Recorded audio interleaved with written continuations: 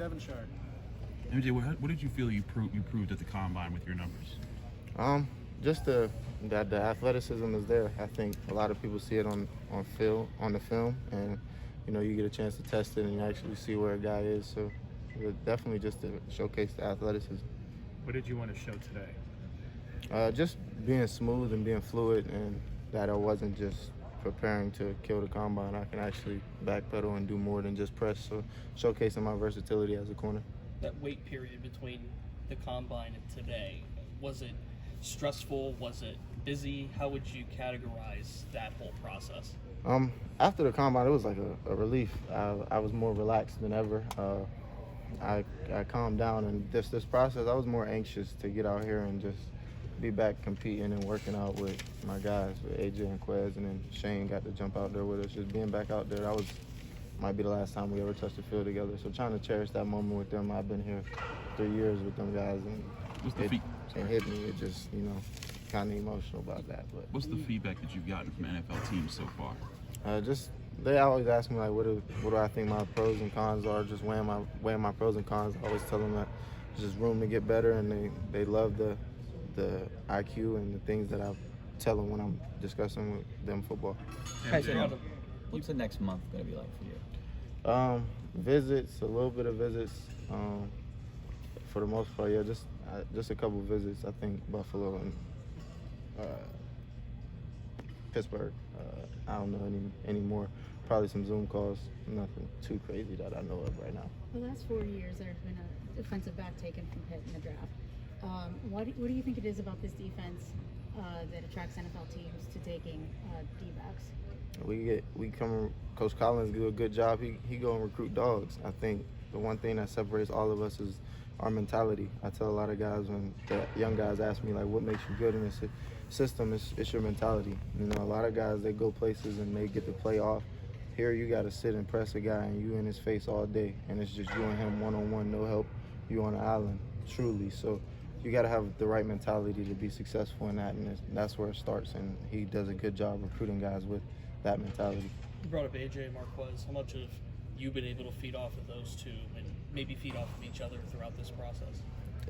A bunch. I didn't run the times I wanted to in my shuttle at the combine, and I was like, I got to get back to it. And AJ showed up, and I was like, let me watch AJ run, and just brought the competitive nature out of me to run a better time.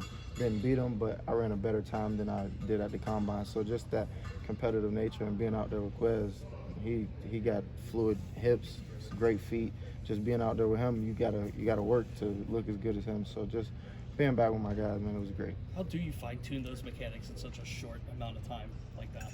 You got to stay consistent, and you got to just trust the process. It doesn't happen overnight. I feel like 2 months is more than enough time if you really put your mind to it. It's all you do. You got to go out there and you got to really work. If you want something, you got to go and get it. So every day you got to do it and do it and do it and do it. And I would find myself in the house walking through breaks and turns and flipping and finding, just always perfecting your craft.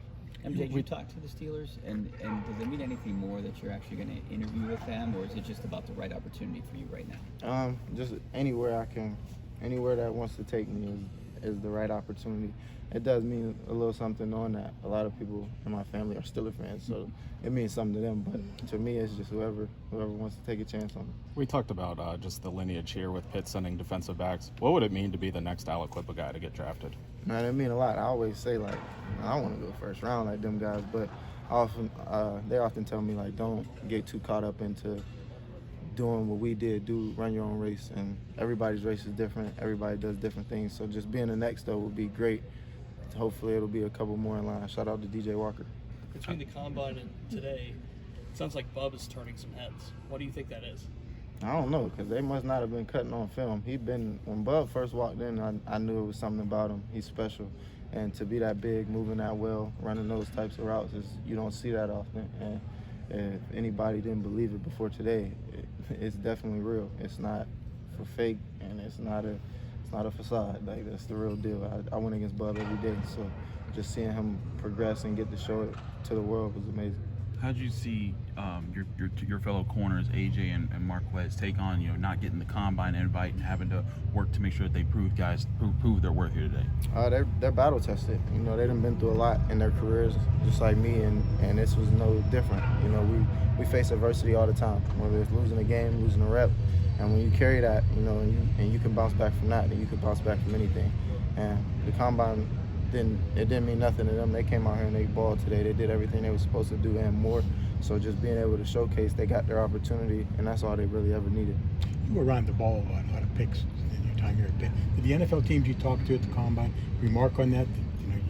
At the East-West, my coach was like, it's a production-based league. He was just addressing the team. He wasn't really talking specifically to me, but I knew in the back of my mind, like, I'm gonna be just fine if it's a production-based league, because I'm productive. Like you said, I'm around the ball all the time, so just that's production in itself, and just having a knack for the ball, whether it's special teams, defense, corner, whatever it is, just being around the ball. As you prepared for today, did you get any advice from any former Aliquippa guys that have been through this, or former Pitt guys? Nah, they gave me a little break from the combine till now, so I'm pretty sure they're gonna call me at some point today and see how I did, or once they get the videos, they're gonna want the videos and see how I did, and then they'll tell me some advice. Anything else for MJ? It sounds like you have a really strong, really large support system with all of this. How much does that mean to you? It means a lot, just knowing people actually care, and people are there for you, and that's what life's about, being able to do something so you can help somebody. Hopefully one day I'll be able to look back and be like, yo, whatever next Aliquippa kid or Pitt kid is coming through, get to share some advice on my process that'll help them, and that's what life's about, helping others. So I was going to say reflections from Aliquippa, little stop in Kentucky here to all culminate to this. Your reflections on your career so far? It was a journey. It was a fun journey. I learned a lot at Kentucky. Obviously leaving Aliquippa, going out, becoming my own person, and then coming back to the city. Like I said earlier, just thanking the city. So much love and so much support from people I probably have never spoke to, but they love and they support me like they know me their whole life. So just a great journey and more to come.